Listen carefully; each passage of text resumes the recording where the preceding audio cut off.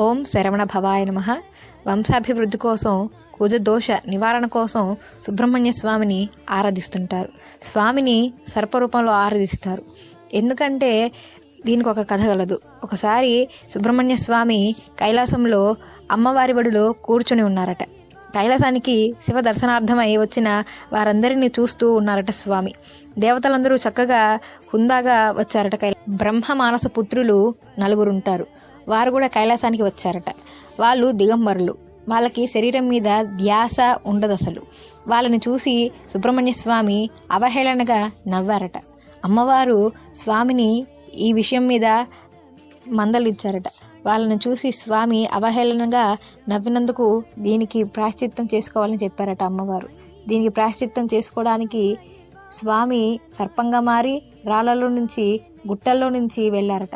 తర్వాత ఒక చోటికి వెళ్ళి ఒక పుట్టలో 60 సంవత్సరాలు, మన లెక్కలో కాదు దేవతల లెక్కలో 60 సంవత్సరాలు అంటే చాలా ఎక్కువ, 60 సంవత్సరాలు తపస్సు చేశారట. ఆ తపస్సు చేసిన ప్రదేశాన్ని మనం ఈరోజు మోపీదేవిగా పిలుస్తున్నాం.